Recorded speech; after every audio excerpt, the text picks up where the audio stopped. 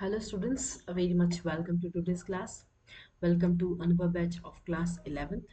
So this is the last and final lecture of plant growth and development. That is the last lecture, lecture 3.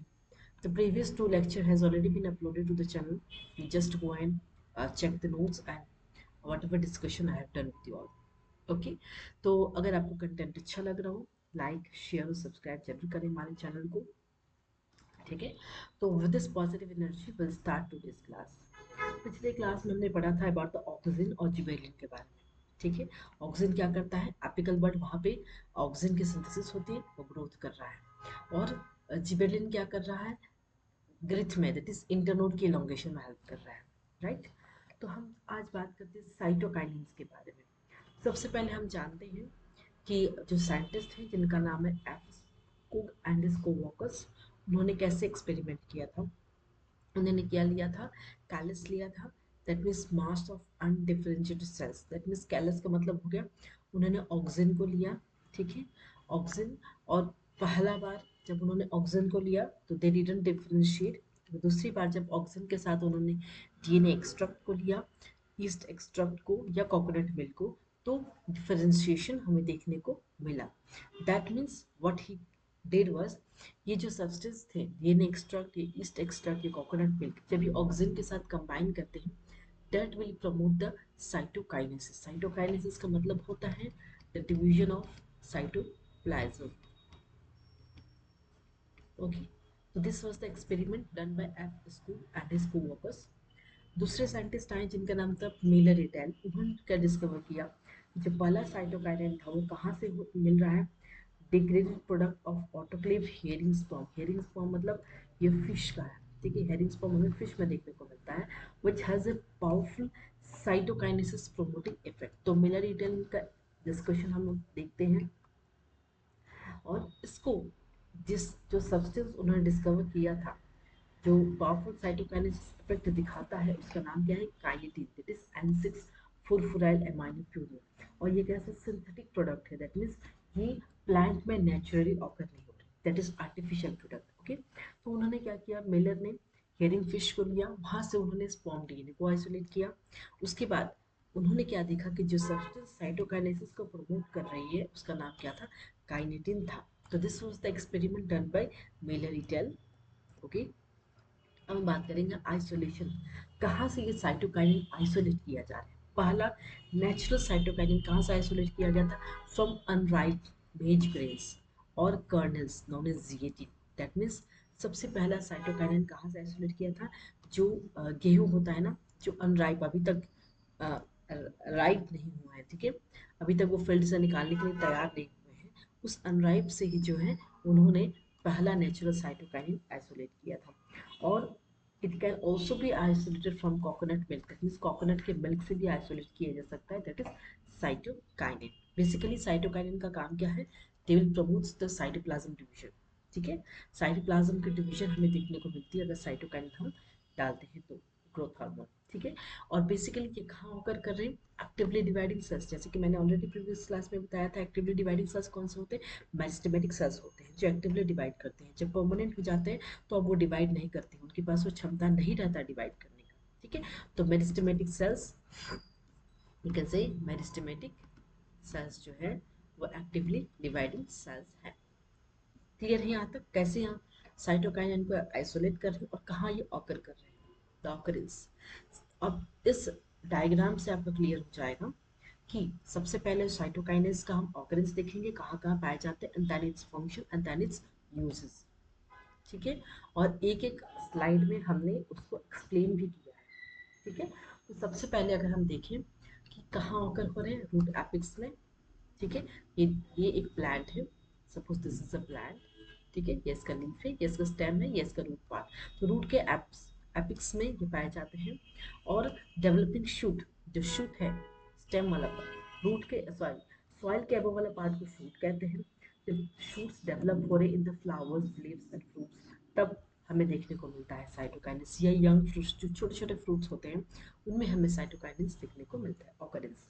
Okay, function की बात करें तो growth of lives, that means growth of lives का मतलब होता है amount of chloroplast. जैसे ही अगर हम देखने को मिले छोटे लिव्स होते हैं, धीरे धीरे वो क्या होते हैं, लीफ जब बड़ा होता है तो हमें क्या देखने को मिलता है कि उन लिव्स में क्लोरोप्लास्ट की अमाउंट ज़्यादा हो रही है, इस वजह से वो ज़्यादा ग्रीन दिख रहे हैं। क्लियर है? That means growth of adventitious shoot, adventitious shoots हमें देखने को मिल रहा है ऑर्किड्स में। ओवरकम एपिकल डोमिनेंस, इसको समझने के लिए हम थोड़ा सा डिस्कस करेंगे। एपिकल डोमिनेंस क्या होता है? एपिकल बर्ड की डोमिनेंस, दैट मीन्स कोई लेटरल बर्ड, लेटरल बर्ड क्या होता है, तो ये दिखाया है मैंने, ये एक स्टेम है, तो यहाँ पे आपको देखने को मिलेगा ऊपर वाला पार्ट एपिकल बर्ड, और जो साइड वाइज जो ग्रोथ करते हैं उसको लेटरल बर्ड कहते हैं। तो जब डोमिनेंस हो रहा है एपिकल बर्ड का, दैट मीन्स यहाँ पे ग्रोथ हो रहा है। जब एपिकल बर्ड ने डोमिनेंस से दिखा रही है तो इसका मतलब एपिकल बर्ड पे ग्रोथ हो रहा है। जो साइड बर्ड है, लेटरल बर्ड, जो साइड वाइज ग्रोथ करेंगे वहां पे कोई ग्रोथ देखने को मिलता नहीं है, दैट इज एपिकल डोमिनेंस। अब जो साइटोकाइनेन क्या करते हैं, ये ओवरकम कर रहे हैं एपिकल डोमिनेंस। दैट मीन्स क्या हो रहा है इनका, कि एक हमने एक प्लांट ले लिया है, इस स्टेम में हमने देखा ऊपर वाला एपिकल बर्ड है, साइड वाला लेटरल बर्ड है, तो वहां पे हमने क्या किया, प्रूनिंग या डीकैपेसिटेशन, दैट मीन्स हमने क्या किया, कैप को रिमूवल कर दिया, ये एपेक्स रिमूवल। दैट मीन्स अगर हमने एपिकल बर्ड को रिमूव कर दिया, एग्जाम्पल हमने इस प्लांट से स्टेम, इस प्लांट से हमने एपिकल बर्ड को रिमूव कर दिया, तो हमें क्या देखने को मिलेगा, जब एपिकल बर्ड रिमूव हो गया, दैट मीन्स जो भी न्यूट्रिएंट्स उस प्लांट को मिल रहे हैं, अब एपिकल बर्ड ग्रोथ है ही नहीं, तो ग्रोथ होने का कोई सवाल ही पैदा नहीं हो रहा है। दैट मीन्स जितने भी मिनरल्स और न्यूट्रिएंट्स मिलेंगे वो सारे लिटिल बर्ड को इंक्रीज करेंगे, कैसे इंक्रीज होगा उसका। दैट मीन्स यहाँ पे अगर हमने साइटोकाइनेन डाल दी इस प्लांट पे, इस स्टेम पे इसका साइटोकाइनेन, तो हमें क्या देखने को मिलेगा, इसकी लेटरल बर्ड जो है इंक्रीज हो रही है। दैट मीन्स हम ये कह सकते हैं कि साइटोकाइनेन क्या कर रहा है, एपिकल डोमिनेंस को ओवरकम कर रहा है। ठीक है, दैट मीन्स अगर हमने एपिकल बर्ड को रिमूव कर दिया, तो हम अगर हम एपिकल बर्ड की रिमूव कर रहे हैं, सपोज इसको हम रिमूव कट कर दें, तो क्या हमें हाइट दिखेगी उस प्लांट की? जाहिर सी बात है नहीं, क्योंकि एपिकल बर्ड ही रेस्पॉन्सिबल है उस प्लांट की हाइट के लिए। तो एपिकल बर्ड जो है वो रिमूव कर दिया हमने, और जो साइड वाला जो गिर्थ है वो इंक्रीज हो गया, बिकॉज हमने साइटोकाइनिन डाल दिया, साइटोप्लाज्म डिवीजन हो गए वहाँ पे हमने हमें सारी चीजें रिलीफ देखने को मिल गई। ठीक है, क्लियर है यहाँ तक? नेक्स्ट पॉइंट बात करते हैं, डिले सिनेसेंस। दैट मीन्स इसका मतलब जो एजिंग होती है, जो जो कहते हैं जो प्लांट या जो लीफ है वो बुढ़े हो रहे हैं या सूख रहे हैं, है ना, जब एक लीफ बड़ा हो जा रहा है, जब वो मैच्योर हो जा रहा है, वो बुढ़ा हो जा रहा है, तो वो गिर जाते हैं ना लीफ, जो बुढ़े लीफ हो जाते हैं। तो साइटोकाइनेन बेसिकली क्या करे, एजिंग कर रहे हैं, आई मीन डिले कर रहे हैं, डिले सेनेसेंस को, आई मीन लीफ को देर तक, मतलब देर से जो है वो बुढ़े होने को दे रहे हैं। ठीक है, साइटोकाइनेन का काम है बेसिकली, और ये सेल डिवीजन में हेल्प कर रहे हैं। ठीक है, एक और पॉइंट आपको याद रखना है, it increases self life of cut shoot vegetables flowers. तो बेसिकली ये वेजिटेबल्स या फ्लावर्स का सेल्फ लाइफ बढ़ा देते हैं इस साइटोकाइनेन की वजह से, इसी वजह से इसको हम कहते हैं एंटी एजिंग हार्मोन। ठीक है, क्लियर है? अब अगर हम यूजेस की बात करें, तो दे विल ओवरकम सीनेसेंस, और ये टिश्यू कल्चर में यूज की जाती है। तो सबसे पहले अगर हम टिश्यू कल्चर के बारे में समझें, तो जैसे कि हम एक प्लांट को ग्रो कर रहे हैं, ठीक है, हमने एक बहुत अच्छा सा तुलसी का पौधा लाया और उसे हमने ग्रो किया, हमने बालकनी में या धूप में प्रॉपर उसको एनवायरमेंटल कंडीशंस, जो कि temperature, light, proper air, moisture, सारी चीज़ें मिल रही है, वो प्लांट ग्रो हो रहा है। लेकिन जब टिश्यू कल्चर की बात आएगी, तो इससे इस प्लांट को, किसी एक प्लांट को, सपोज तुलसी प्लांट को हमने क्या किया, लैब में ग्रो किया, हमने लैब में एक कंप्लीटली न्यू प्लांट निकाला, उस प्लांट के किसी भी पार्ट से, चाहे वो लीफ हुआ, रूट हुआ, स्टेम हुआ, तो हमने उस पौधे को एक बंद कमरे में, जहाँ पे किसी भी तरह की कोई माइक्रोब से, किसी तरह की पैथोजन या बाहर के पार्टिकल्स ना एंटर कर पाए, बहुत ही क्लीनली तरीके से उस प्लांट को हमने environmental, that is lab conditions में हमने उसको ग्रो किया। जितने भी टेम्परेचर, जो भी temperature, moisture, what ever oxygen, what ever thing is required, carbon dioxide, जो भी चीज़ें चाहिए वो सप्लाई की जा रही है उस प्लांट को, और वो लैब में ग्रो हो रहा है, that is nothing but the tissue culture. उसे हम क्या कहेंगे, एक्सप्लांट कहते हैं। ठीक है, that is formation of entire new plant, पूरा न्यू प्लांट एक ग्रो हो जाएगा जैसे वो लैब में बड़ा ग्रो हो गया। अब अगर उसे आप चाहते हैं तो आप उसको बाहर लाके ग्रो कर सकते हैं। ठीक है, तो that means entire new plant grow हो रहा है, प्लांट का किसी भी पार्ट, चाहे वो एम्ब्रायो हुआ, चाहे मेरिस्टम हुआ, चाहे वो पोलन ग्रेन हुआ, चाहे कैलस हुआ, ये सारे इसको हम क्या कहेंगे, एक्सप्लांट कहेंगे। तो बेसिकली हम एक्सप्लांट से लेके एक कंप्लीट न्यू प्लांट को ग्रो कर सकते हैं in the lab conditions, lab में ग्रो कर सकते हैं with the proper conditions that is required for the plant to grow. तो that is nothing but tissue culture. ठीक है, तो टिश्यू कल्चर वाला पॉइंट क्लियर है। चलिए, तो ये चार्ट से आपको क्लियर होता है कि साइटोकाइनिन की ऑकरेंस कहाँ हो रही है, यूजेस क्या हो रही है और फंक्शन क्या हो रहा है। क्लियर है यहाँ तक? चलिए आगे बढ़ते हैं। So this is the next. अगर हम बात करें यूजेस और एप्लीकेशंस, हम साइटोकाइनिन के बारे में ही पढ़ रहे हैं अभी। ठीक है, तो इसमें आप देखने को मिलेगा सेनेसिस ओवरकम कर रहे हैं।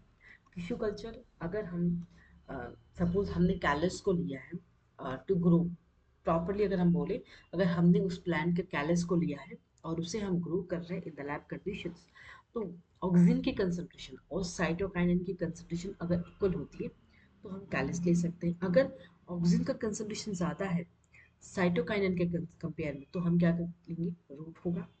साइटोकाइनिन की कंसंट्रेशन अगर ज़्यादा है ऑक्सीजन से, तो क्या होगा, शूट की फॉर्मेशन हम देखने को मिलेगी। यहाँ रूट मिलेगा, यहाँ शूट।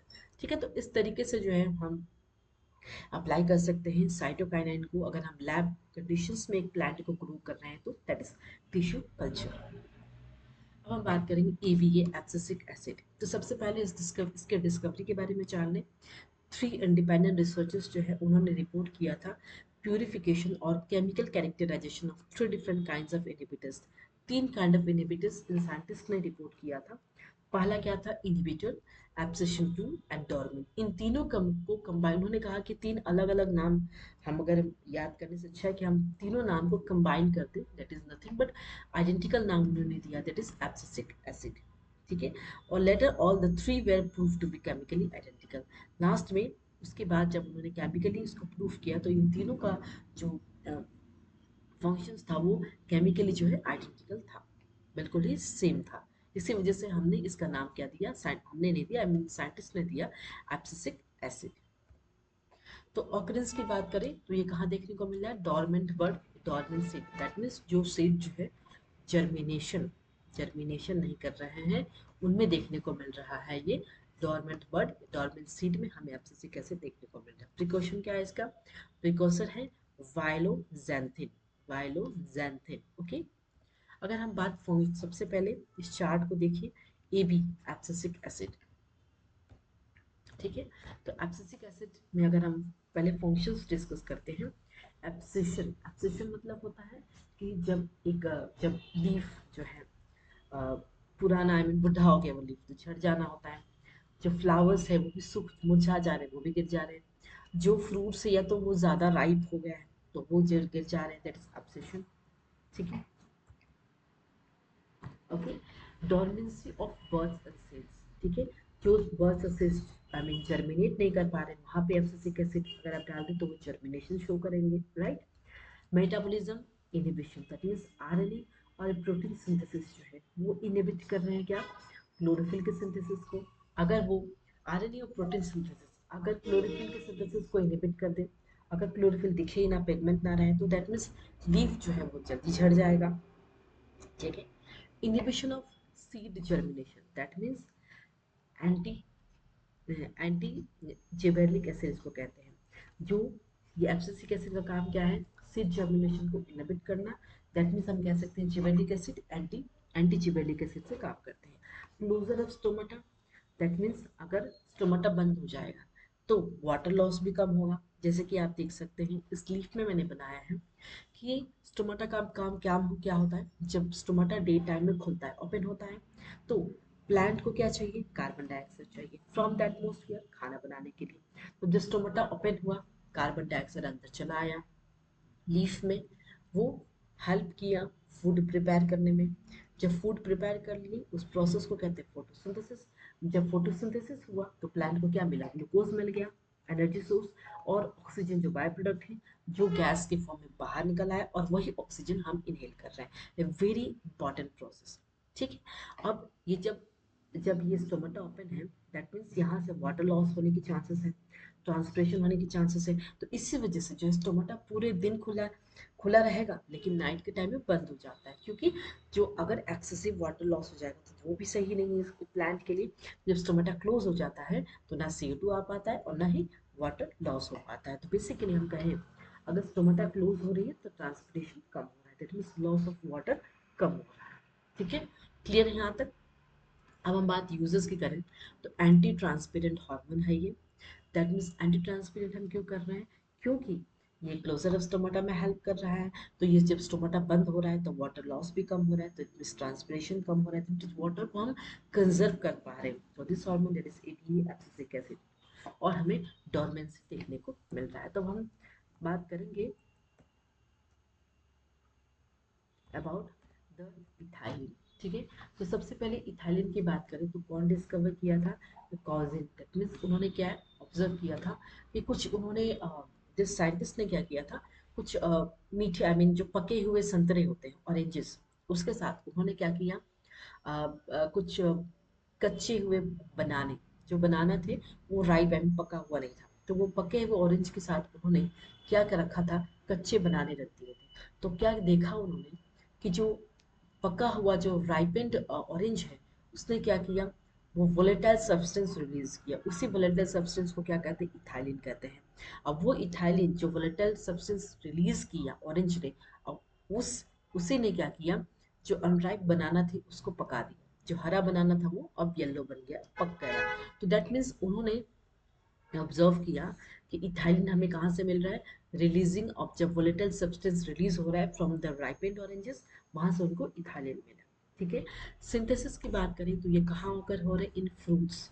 दैट मीन्स राइपेनिंग में हेल्प कर रहे हैं, और सेनेसेंट पार्ट में। राइपेनिंग का मतलब होता है फल को पकाना, उसका इथाइलिन का काम होता है। किसी भी फल जो बिल्कुल ही कच्चा है, अगर आप थोड़ी सी इथाइलिन छिड़क दें वो फल पक जाता है।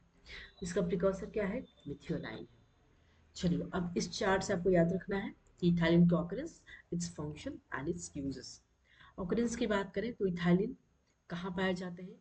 टिश्यूज जो कि अंडरगोइंग सेनेसेंस और राइपेंड फ्रूट्स, जो फल पक गए हैं वहाँ पे आपको इथाइलिन देखने को मिलेगी, राइट। फंक्शन की बात करें तो ट्रांसवर्स ग्रोथ देखने को मिलेगा, सेनेसेंस देखने को मिलेगा। ठीक है, transfer growth, then transverse growth, senescence, abscission, fruit ripening, that means fruit ripening, जो फ्रूट्स होते हैं उनको क्लाइमेटिक फ्रूट्स कहते हैं। बेसिकली जो फ्लैशी फ्रूट्स होते हैं उनमें देखने को मिलते हैं ethylene. Breaking of dormancy, that means अगर हम देखें सीड्स जो है, जो सीड्स है पीनट सीड्स जैसे कि, और ये तो बर्ड में पोटैटो ट्यूबर में हमें ब्रेकिंग ऑफ डॉर्मेंसी देखने को मिलेगा। रूट्स एंड रूट हेयर्स में देखने को मिलेगा, फ्लावरिंग में और सेक्स एक्सप्रेशन में देखने को मिलेगा। ठीक है, क्योंकि जब भी फ्लावरिंग की बात आ रही है तो एक प्लांट्स में सेक्सुअल रिप्रोडक्शन हो रहा है, दैट मीन्स सेक्स एक्सप्रेशन देखने को मिल रहा है हमें। फ्लावरिंग के बाद ही तो स्टेप फ्रूट्स का आता है। ठीक है, तो दैट मीन्स अगर हम देखें ट्रिपल रेस्पॉन्स, दैट मीन्स जो थाइलिन है वो ट्रिपल रिस्पॉन्स शो कर रहा है, और बेसिकली डाइकोट प्लांट्स में। ठीक है, तो उनमें क्या देखने को मिल, ट्रांसवर्स ग्रोथ ऑफ सीडलिंग देखने को मिल रही है। स्वेलिंग ऑफ एक्सिस आप देख सकते हैं, ये सॉइल है, ये एक उसका एक्सिस है, प्लांट का स्टेम वाला पार्ट है। तो हमने क्या देखा, जो एक्सिस है वो स्वॉलन हो जा रही है, स्वेलिंग हो जा रही है एक्सिस की, तब उसका क्या है, विड्थ, चौड़ाई भी बढ़ जा रहा है। दैट मीन्स हमें देखने को मिलेगा एपिकल हुक। एपिकल हुक क्या होता है? दे एपिकल हुक वो होता है जब एक सीड है, सपोज ये एक सीड है, हमने प्लांट कर दिया उसको। ठीक है, तो जब वो सीड ग्रो करेगा तो ऊपर वाला पार्ट जो प्लून वाला पार्ट होगा वो shoot, it give rise to flowers, fruits and seeds. और जो नीचे वाला पार्ट है वो क्या होगा, वो रूट्स को फॉर्मेशन करेगा। और रूट के नीचे देखो लगा होता है क्या, उसको कहते हैं जो रूट को प्रोटेक्ट कर रहा है, बेसिकली उसको हम कहेंगे रूट कैप। ठीक है, और जो शूट को प्रोटेक्ट कर रहा है जिसको कहेंगे एपिकल हुक, तो ये काम इथाइलिन का होता है। ठीक है, जैसे कि अब हमने एक प्लांट को बनाया। ठीक है, अब इस प्लांट में आपको देखने को मिलेगा कि ये देखिए स्टेम है, ये रूट है, तो रूट यूनिसेलुलर है, तो जो रूट ईयर्स है हमें रूट ईयर्स की ग्रोथ देखने को मिलेगी, रूट ईयर्स की ग्रोथ की इंक्रीमेंट देखने को मिलेगी। तो ये कौन कर रहा है? इथाइलिन कर रहा है। ठीक है, ये सारी चीजें मैं डिस्कस कर रही हूँ, इट्स अबाउट द फंक्शन वाला पार्ट। ठीक है, फिर यूजेस में जाएंगे। ठीक है। नेक्स्ट अगर हम एब्सिशन की बात करें, एब्सिशन का मतलब होता है शेडिंग, जो फ्रूट्स और फ्लावर्स जो जरूरत नहीं उस पेड़ को वो झड़ जाना होता है, ठीक है। तो एग्जाम्पल अगर हमने लिया, एक प्लांट पे एक फल, एक पेड़ है उस पे 100 एप्पल है, दूसरे पेड़ पे 50 एप्पल है, ठीक है। तो सपोज क्या हुआ कि जो 100 एप्पल होंगे तो उनको तो मिनरल और न्यूट्रिएंट्स बहुत ज्यादा चाहिए, है कि नहीं। तो हो सकता है वो जो फल है वो प्रॉपर न्यूट्रिएंट्स ना मिले, या फिर वो पौधे कुछ जो एप्पल हो कुछ डिफेक्टिव निकले, या फिर कुछ बहुत छोटे साइज के निकले। तो पेड़ क्या करती है ना, वो उनमें से क्या 50 एप्पल झड़ गया जो जरूरत नहीं है, मतलब तो उसे कहते हैं एब्सेशन, ठीक है। तो झड़ गया तो कुछ जो एप्पल नीचे गिर गए, अब 50 एप्पल जब हो गए तब अब उस प्लांट से प्रॉपर मिनरल न्यूट्रिएंट्स मिल गए, तो वो 50 एप्पल बहुत ही हेल्दी और बहुत ही काम वाले होंगे, ठीक है। दैट मीन्स इथाइलिन क्या कर रहा है, ripening of climacteric fruits that is fleshy fruits show कर रहा है, और it show sudden increase in rate of respiration during the time of ripening.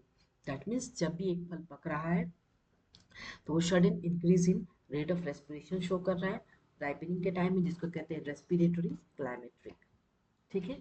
अगर हम फ्लावरिंग की बात करें तो ये इनिशिएट्स फ्लावरिंग किस में कर रहा है, मैंगो में, पाइनएप्पल में, और सिंक्रोनाइज फ्रूट सेट हमें पाइनएप्पल में देखने को मिल रहा है, और ये इंक्रीज कर रहा है फीमेल फ्लावर किसमें, क्यूक्यूम्बर में, ठीक है। क्लियर है यहाँ तक। अब हम यूजर्स की बात करेंगे कि फ्रूट राइपनिंग में देखने को मिल गया, एब्सेशन और थिनिंग के बारे में डिस्कस हो गया, कॉटन और चेरी और वालनट, वालनट में हमें थिनिंग देखने को मिलते हैं, increase in the number of fruits that means fruits का कंटेंट इंक्रीज करना, quality quantity, sprouting of storage organs that means जैसे कि आप देख सकते हैं स्टोरेज ऑर्गन्स पोटैटो है, अगर पोटैटो प्रॉपर जर्मिनेट नहीं कर रहा है, प्रॉपर जो है वो फल बाहर नहीं आ रहा है पोटैटो, तो उसको क्या करेंगे, थोड़ा सा अगर हम इथालिन डाल दें तो वो प्रॉपर तरीके से स्प्राउट हो जाएगा, ठीक है।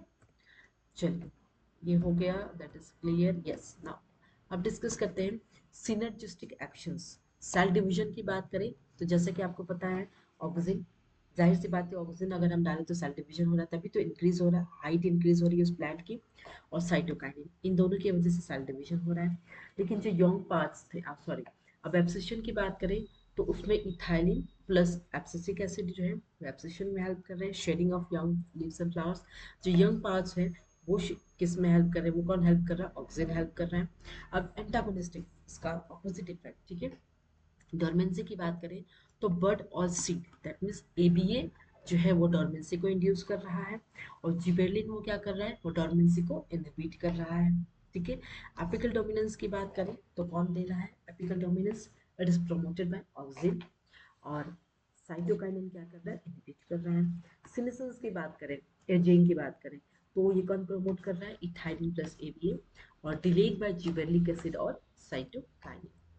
क्लियर है। अब हम बात करेंगे थोड़ा बहुत about the seed germination, seed dormancy का मतलब होता है जो सीड प्रॉपर तरीके से जर्मिनेट नहीं हो रही है, ठीक है। तो ये एक सीड है, तो उसका ऊपर वाला पार्ट ब्लोमुल होगा जो कि शूट होगा, नीचे वाला पार्ट रूट होगा दैट इज रेडिकल। तो कुछ अगर हम न्यूट्रिएंट्स इन्हें न्यूट्रिएंट्स ना दें इस सीड को तो क्या हो गया, रोडिमेंट्री हो गया, नॉन फंक्शन हो गया, दैट मीन्स अगर हम न्यूट्रिएंट्स प्रॉपर ना प्रोवाइड करें सीड को तो ना ही हमें रूट्स शूट्स में देखने को मिलेंगे, ना ही लीव्स फ्लावर्स कुछ भी देखने को नहीं मिलेगा, ठीक है। तो डोरमेंसी के रीजंस क्या हो सकती है, जबकि जो सीड कोट है अगर वो इम्परमेबल, अगर पानी और न्यूट्रिएंट्स उस सीड कोट में नहीं पहुंच रहा है, दूसरा अगर एम्ब्रायो रूडिमेंट्री हो, जो कि एम्ब्रायो डेवलप ही ना हुई प्रॉपर, प्रेजेंस ऑफ अगर इनहिबिटर्स प्रेजेंट हो like APA, phenolic acid, ferulic acid tomato pulp से, तो इसके कारण जो है डोरमेंसी देखने को मिलती है। ये रीजंस हैं for the dormancy.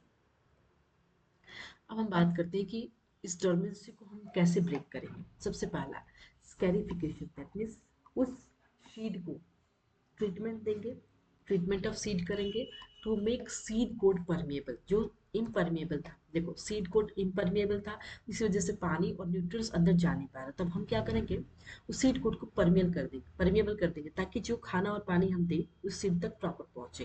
That means seed code को हम सॉफ्ट करेंगे, और जब सॉफ्ट हो जाएगा सीड कोड अब वो परमेबल हो जाएगा।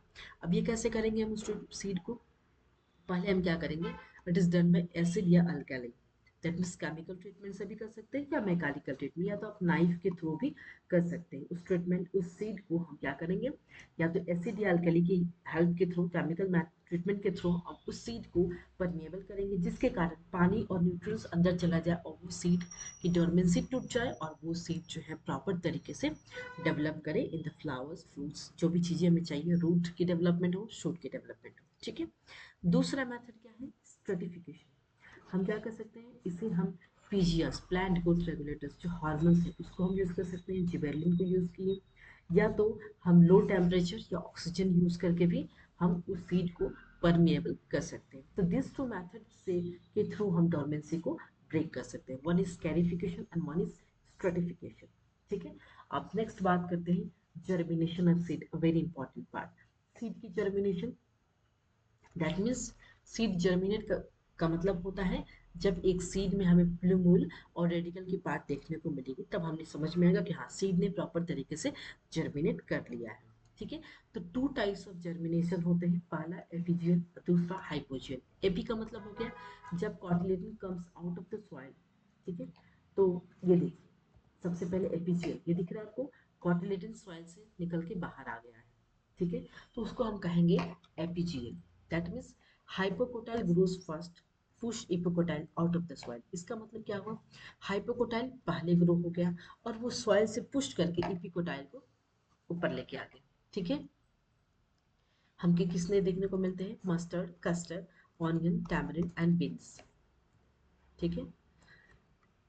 नेक्स्ट, हाइपोजियल का मतलब होता है जब एक कॉटिलिडन सॉइल के बिलो, मतलब सॉइल के अंदर रहता है।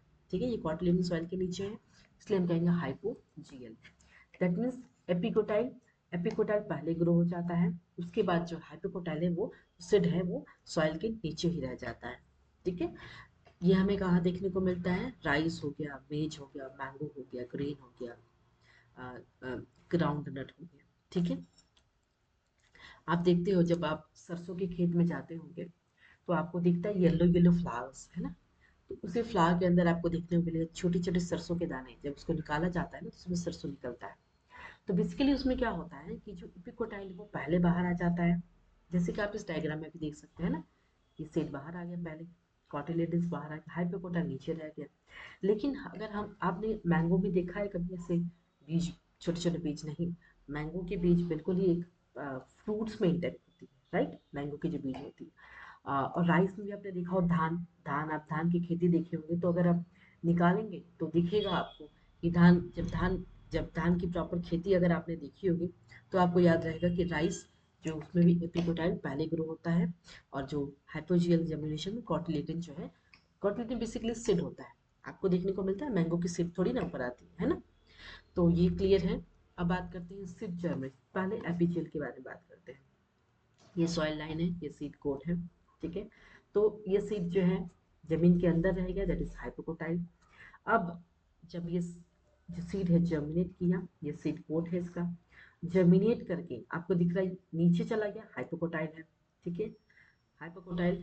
अब जब ये जर्मिनेशन के बाद आपको दिख रहा है एपिकोटाइल के खूब, ये दिख रहा है आपको इस तरीके से, एपिकोटाइल है, ये कॉटिलेडन है ना, और ये हाइपोकोटाइल है जो नीचे है, एपिकोटाइल ऊपर चला आया। और ये आपको देखने को दिख सकता है, एपिकोटाइल देखिए, हाइपोकोटाइल नीचे वाले रीजन में है और ऊपर कॉटिलेडन सीड देखने को मिल गया हमें। ठीक है। तो इसको हम कहेंगे एपिजियल जर्मिनेशन। हाइपोजियल की बात करें तो ये दिख रहा है आपको, ये सीड है, हाइपोकोटाइल है, एपिकोटाइल जो है वो नीचे है। अब ये देखो, एपिकोटाइल ऊपर आया, इस तरीके से सीड जर्मिनेशन हुई। और हाइपोजियल जो हाइपोकोटाइल सीड है वो दिख रहा है आपको इस तरीके से, कॉटिलेडन जो है वो नीचे ही रहती है, सीड जो है वो आई मीन सॉइल के अंदर ही रहती है। ठीक है। तो बेसिकली हमें ये राइस हो गया, मैंगो हो गया, ये सारे प्लांट्स में हमें हाइपोजियल जर्मिनेशन देखने को मिलती है। अब हम थोड़ा सा बात कर लेते हैं वो तो फ्लावरिंग। फ्लावरिंग जो होती है, जो फ्लावर्स हमें एक प्लांट पे देखने को मिलता है, वो किस पे डिपेंड होता है, सबसे पहला photo periodism and vernalization. Photo का मतलब होता है लाइट, लाइट के ड्यूरेशन के अनुसार जो है वो प्लांट्स फ्लावर करते हैं। पहला, फ्लावरिंग किस पे डिपेंड होता है, on relative length of light और डार्क पीरियड के ऊपर जो है फ्लावरिंग डिपेंड करता है। दैट मीन्स जो प्लांट्स फोटो पीरियडिज्म शो कर रहे हैं उनको हम क्या कहते हैं, फोटो पीरियडिक प्लांट्स। डिस्कवरी किसने किया था, गार्नर एंड अलार्ड। इन्होंने ऑब्जर्व किया था कि फोटो पीरियडिज्म हमें कहाँ देखने को मिल रहा है, टोबैको प्लांट, दैट मीन्स इनको हम क्या कहेंगे, photo periodic plants. Critical period क्या होता है, कुछ जो प्लांट्स है वो फ्लावर करते हैं व्हेन एक्सपोज टू, या तो वो ज़्यादा लाइट एक्सपोज कर रहा है या लेस, जो ज़्यादा एक्सपोज कर रहे हैं उन्हें हम कहेंगे लॉन्ग डे प्लांट्स, जिनमें लाइट कम एक्सपोज हुआ उनको आप कहेंगे short day plants than the critical period. Example, एक प्लांट है वो 14 घंटे उसे लाइट मिल रही है, 14 घंटे से ज़्यादा, उसका हम लॉन्ग डे प्लांट्स कहेंगे।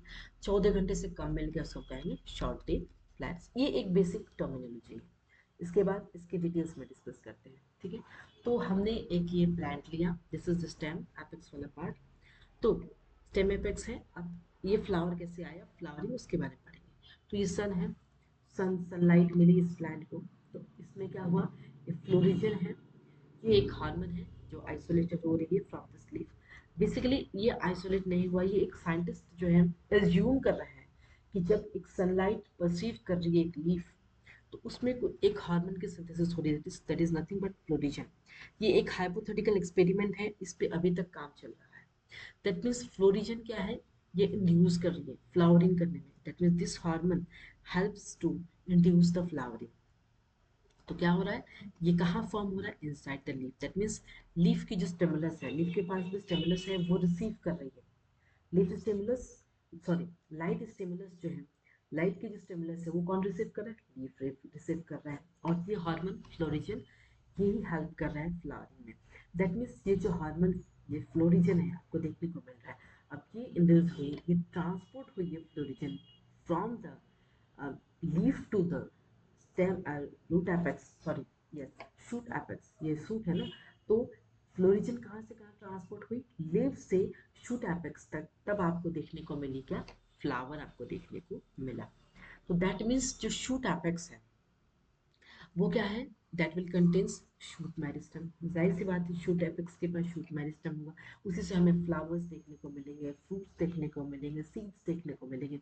अब जो शूट मेरिस्टम है वो मॉडिफाई कर रहे हैं टू फॉर्म फ्लोरल मेरिस्टम, तब हमें फ्लोरल मेरिस्टम के बाद फ्लोरल बर्ड, छोटे छोटे बर्ड, जब आपने रोज की, अगर आपने रोज के पौधे लाए, एग्जाम्पल रोज के पौधे लगाए, तो सबसे पहले आपने कली देखा होगा बर्ड, है ना, फिर धीरे धीरे वो कली ओपन हो रही है, छोटा सा बर्ड, उसके बाद वो धीरे से फ्लावर दिखेगा आपको, है ना।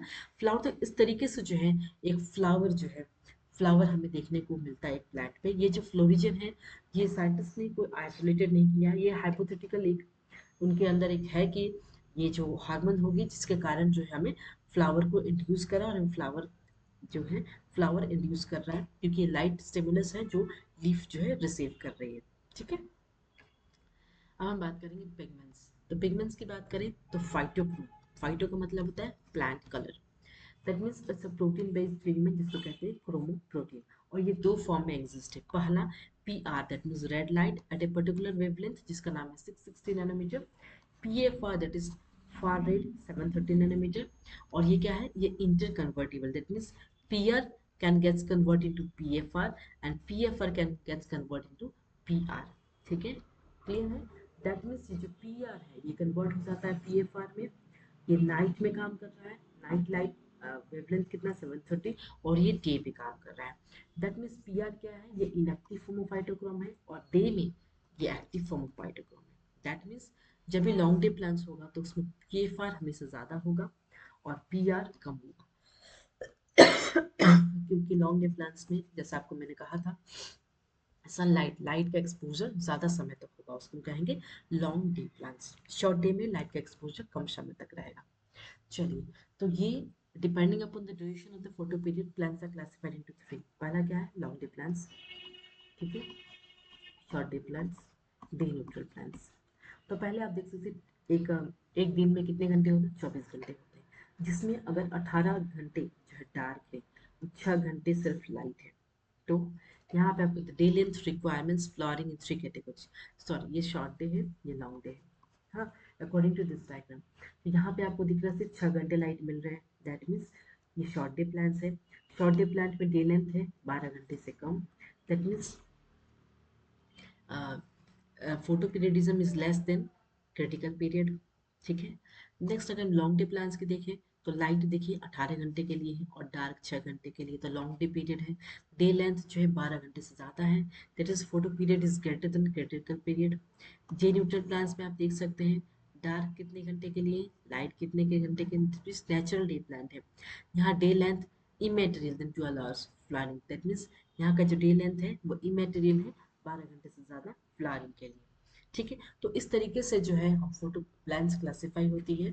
एलडीपी लॉन्ग डे प्लान्स में हमें क्या देखने को मिलता है, photo period is greater than critical period. और शॉर्ट डे में क्या होता है, फोटो पीरियड, क्योंकि शॉर्ट डे प्लान्स में बेसिकली क्या होता है, लाइट का एक्सपोजर कम समय के लिए होता है, लेकिन लॉन्ग डे में लाइट का एक्सपोजर ज़्यादा समय के लिए होता है for the flowering of that plants. हम अब बात करते हैं शॉर्ट डे प्लान्स में। आप देखिए क्रिटिकल नाइट लेंथ पीरियड है। ठीक है, तो सबसे पहले हम डिस्कस कर रहे हैं कि जब हमारे शॉर्ट डे प्लान्स के केस में अगर फोटो पीरियड अगर ज़्यादा है क्रिटिकल पीरियड से, तो हमारा क्या होगा, फ्लावरिंग होगा, नहीं होगा, ये वेजिटेटिव फेज में ही रह गया। फ्लावरिंग होने के लिए रिप्रोडक्टिव फेज में जाना जरूरी है, तो यहाँ पे आपको फ्लावरिंग देखने को नहीं मिलेगा। लेकिन आप यहाँ सेकंड वाले में देखिए, जो फोटो पीरियडिज्म क्रिटिकल पीरियड से कम है, ये देखिए ये पीपी है, ये डार्क रीजन है, यहाँ पे आपको फ्लावरिंग देखने को मिल रहा है। लेकिन तीसरे केस में आप देखिए, आपने एक फ्लैश ऑफ लाइट लगा दिया है इन द डार्क पीरियड, तो इसके केस में क्या होता है, फोटो पीरियड यहाँ भी जो है कम है क्रिटिकल पीरियड से, लेकिन यहाँ पे आपने फ्लैश ऑफ लाइट लगा दिया, इसी वजह से आपको यहाँ पे फ्लावरिंग देखने को नहीं मिलेगी, क्योंकि रिप्रोडक्टिव फेज आपको आया नहीं, सिर्फ वेगेटेटिव फेज होगा, सिर्फ leaves, roots, leaves, flowers, sorry flower नहीं देखने को मिलेगा, सिर्फ लीफ और स्टेम देखने को मिलेगा, फ्लावर यहाँ पे नहीं होगा। ठीक है, दैट मीन्स जब फ्लावर है वो uninterrupted darkness excess critical night length, ये duration of yellow duration of light है, blue dark duration of darkness, और ये फ्लैश ऑफ लाइट है। लॉन्ग डे प्लान्स की बात करें, यहाँ आपको दिख रहा है photoperiodism greater than critical period, तो यहाँ पे आपको फ्लावर देखने को मिल रहा है। लेकिन दूसरे केस में देखिए ना, लाइट कम है और डार्क ज़्यादा, लॉन्ग डे की बात कर रहे हैं। अब जब लाइट कम रहेगा और डार्क ज़्यादा रहेगा तो क्या होगा, जाहिर सी बात है फ्लावर होने के चांसेस कम है। यहाँ पे देखिए अगर हम फ्लैश ऑफ लाइट भी डाल रहे हैं तो भी देखिए यहाँ पे आपको फ्लावरिंग देखने को मिलता है। तो flowers when the period of darkness is less than critical night length, that means ये डिफरेंसेस हुआ about the short day plans and the long day plans. ठीक है, यहाँ तक क्लियर है। आगे बढ़ते हैं, अब हम डिस्कशन में लिख लेते हैं। लॉन्ग डे प्लांट्स क्या है, लाइट लविंग, दैट मीन्स ज़्यादा लाइट में ये प्लांट्स ग्रो करते हैं। That means photo period is greater than critical period, flowering देखने को मिलता है। पीएफआर ज़्यादा होता है, पीआर कम होता है। एग्जाम्पल क्या है, wheat, oats, barley, spinach, henbane and radish. Short day plants में क्या होता है, ये नाइट लविंग है, दैट मीन्स ये ज़्यादा इनको डार्क पीरियड मिलता है, लाइट कम मिलता है। मोस्ट ऑफ द जितने भी विंटर फ्लावर, क्योंकि आपको पता है विंटर में रात ज़्यादा बड़ी होती है और दिन छोटा होता है, तो जितने भी विंटर में जो फ्लावर्स ग्रो होते हैं जो भी प्लांट होंगे, चाहे फ्रूट्स हुआ चाहे फ्लावर्स हुआ, विचेवर, ये सारे जो है इसमें कैटेगरी में पड़ते हैं।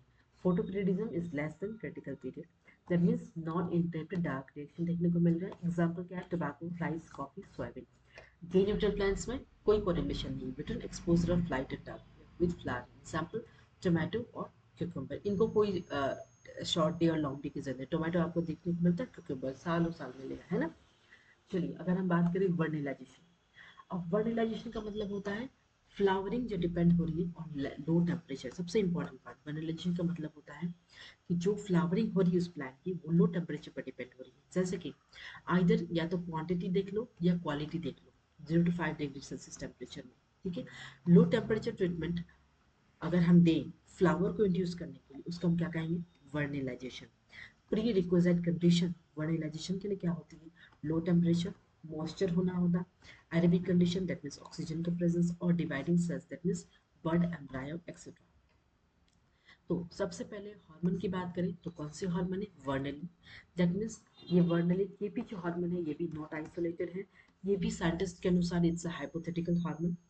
This stimulus to receive low temperature, that is shoot apex में जो है स्टिमुलस दे रहे हैं लो टेम्परेचर के लिए, फ्लावरिंग होने के लिए। एग्जाम्पल विंटर वेराइटी ऑफ जितने भी एनुअल प्लांट्स है उनका लाइफ स्पेन क्या होता है, 1 ईयर का होता है। दैट मीन्स इन पे वेजिटेटिव ग्रोथ और रिप्रोडक्टिव ग्रोथ एक ही साल में, वेजिटेटिव भी हो जाएगा रिप्रोडक्टिव भी हो जाएगा। ठीक है, और जैसे कि अगर हम एनुअल विंटर वेराइटी वाले प्लांट्स बोले, गेहूँ हो गया, आपको पता है कि गेहूँ की जो बुआई होती है वो ठंडियों में होती है, बेसिकली नवंबर के टाइम पे, और उसका जो प्रोडक्ट मिलता है हमें अप्रैल अप्रैल तक उसको कटाई हो जाती है, राइट। राई हो गया, बरली हो गया। बाइनियल प्लांट्स की बात करें तो इनका स्पैन 2 साल का होता है। जैसे पहला क्या है, वेजिटेटिव ग्रोथ होगा, जैसे लीफ स्टेम रूट्स का होगा। उसके बाद फिर उस पर रिप्रोडक्टिव, जब रिप्रोडक्टिव ग्रोथ होगा तो सबसे पहले एग्जाम्पल जो देखने को अगर मिले, शुगर केन, कैबेज, कैरेट। तो शुगर केन गन्ना हो गया, और जैसे कि उनमें रूट स्टेम लीव्स पहले आएंगे, उसके बाद रिप्रोडक्टिव फेज देखने को मिलेगा, तो 2 साल में इनका पीरियड हमें देखने को मिलता है, दैट इज तब फ्लावर फ्रूट और सेब। तो गन्ने का जो पीरियड होता है वो लंबे समय तक हमें गन्ना हमें मिलता है, ठीक है। तो इनका लाइफ स्पेन 2 ईयर्स याद रखना है आपको। और गेहूं हो गया, राई हो गया, बार्ली हो गया, ये एनुअल प्लांट्स है। इनका लाइफ स्पेन 1 साल ही होता है। 1 साल में हमें दोनों फेज मिलने को मिलता है और हमें प्रोडक्ट भी मिल जाता है with in the span of 5 to 6 month. Okay, चलिए। अगर हम एक प्लांट्स बोलें तो उसकी लाइफ स्पेन क्या होती है, एनुअल मतलब 1 साल, पेरेनियल मतलब बहुत साल लग जाते हैं उस प्लांट को प्रोटेक्ट देने में, और बायनियल मतलब 2 ईयर्स। एनुअल प्लांट्स में क्या क्या होते हैं, स्प्रिंग वैरायटी होती है और एक विंटर वैरायटी होती है। इसके बारे में इंपॉर्टेंट है, डिस्कस करेंगे आज के क्लास में। प्लांट की जो फ्लावरिंग है वो किस पे डिपेंड, और फ्रूटिंग पैटर्न किस पे डिपेंड हो रही है, मोनोकार्पिक, दैट मीन्स फ्लावर और जो फ्रूट है वो एक ही बार लाइफ में आ रहे हैं, जैसे कि एनुअल, बायनियल। और पॉलीकार्पिक मतलब फ्लावर और फ्रूट्स बहुत बार आ रहे हैं, जैसे आप मैंगो देख सकते हैं। अब गर्मियों का टाइम है, अब तो आम का सीजन आने वाला है, तो आप देखे होंगे जो आम का जो मैंगो का ट्री है वहाँ पे आपको मोजर देखने को मिलेंगे, फिर धीरे धीरे वो सीड होगा। इस तरीके से वो जो फ्लावर फ्रूट्स है वो साल में काफी बार जो है मेनी टाइम्स दे रहे हैं, ठीक है।